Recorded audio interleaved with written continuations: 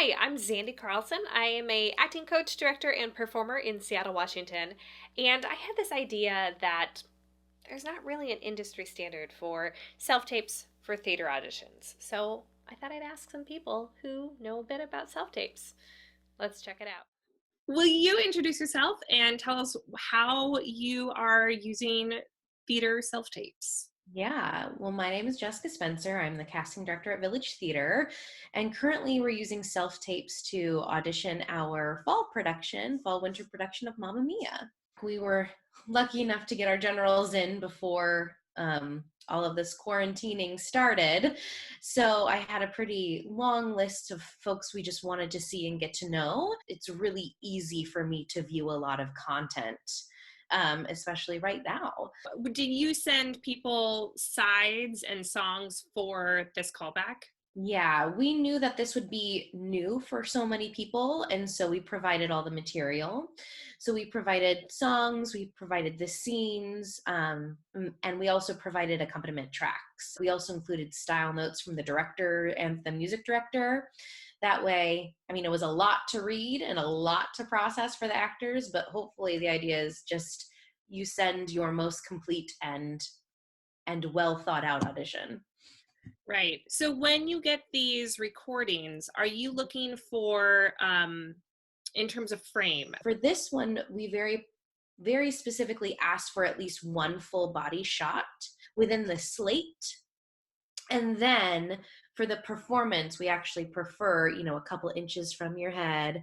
And then if possible, to your belly button so we can see your hands. When they're singing and acting, how do we translate an Mm-hmm. onstage theatrical medium from a camera?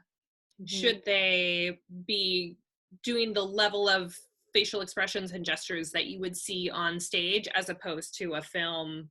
I think there's a happy medium in there that has to be met.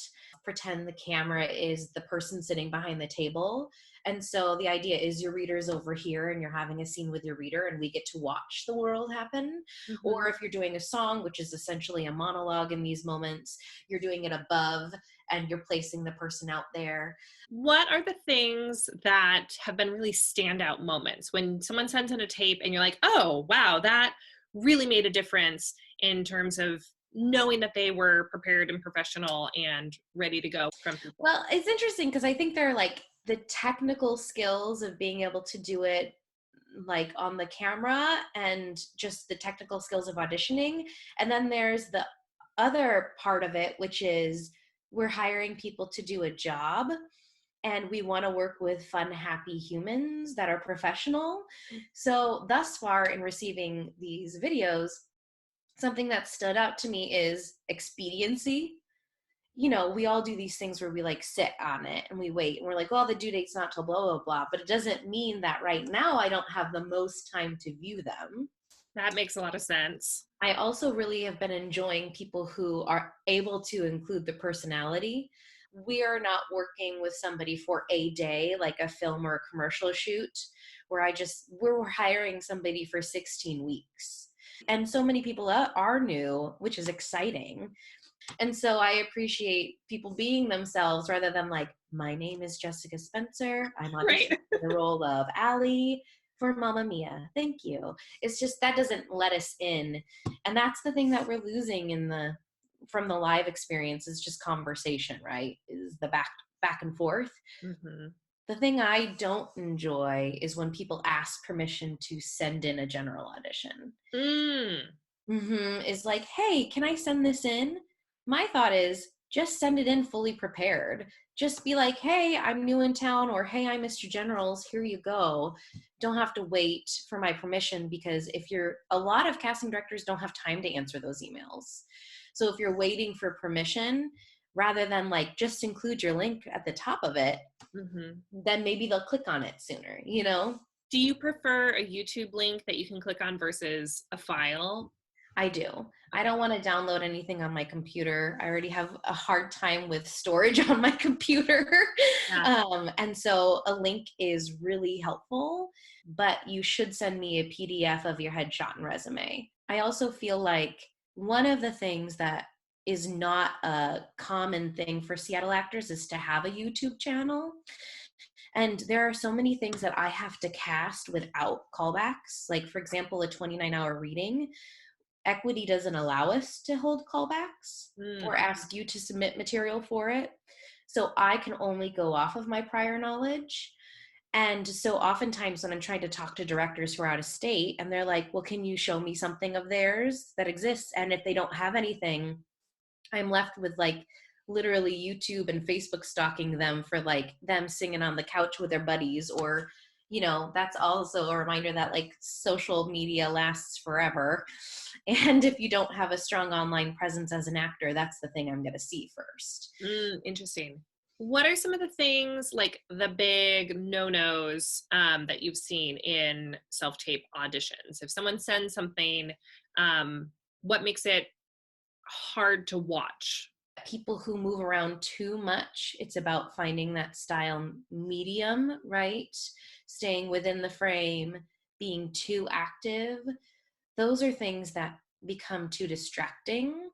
On camera, especially, we really want to see your face. We want to see your facial expressions. They can be exuberant and over the top, but if you're moving around and going out of frame, that's really distracting. Mm-hmm. It's also really distracting when we hear like pages rustling the whole time. Sound is a big thing. I think that that's one of the hardest things to find the balance of. And especially for musical theater, sound, you need to hear the quality of their voice. Mm-hmm. So sound balance maybe with whatever accompaniment you have. It's going to take some time and some trial and error. Is it ever acceptable in quarantine times to send in an a cappella song? I would say don't send anybody in a music-based industry an a cappella track unless the song is meant to be sung a cappella. Mm-hmm. Because there's just a million things it doesn't show us and a million things it does show us. Yeah. But there are a lot of online resources to just karaoke tracks, and now might be a great time to go ahead and get some accompaniment tracks made for your favorite songs from your book and get those on camera too. Would you be okay if someone submitted something that was from like video footage of a cabaret or a performance that they did? Is that acceptable? Yeah. Oh yeah, I have people who do that too.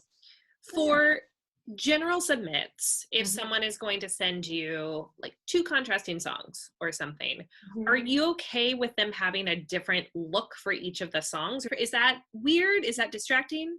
No, so I don't mind different looks. Here's the thing I also tell people is every time you record an audition, or you know, you decide to put something from your book on tape, is to save them in individual shots so that like you can piece something together a year from now. I actually love it when somebody has something that they've prepared that they can send me quickly.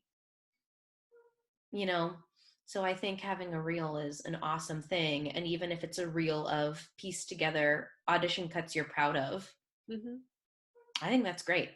I know that you have often said for auditions, you want to see opening night performance energy. You're looking to see what can you bring. Is there anything to speak to about doing that in your self-tape auditions and what that looks like? Yeah, I think that that's something that I was talking to an actor the other day and they're like, I never heard it or thought of it that way. And I think that's something that's really good to keep in mind, is if it's material that you are picking, that the expectation is that that is fully rehearsed, it's been fully teched, and it's opening night, or it's even 2 weeks into the run, and something you're proud of.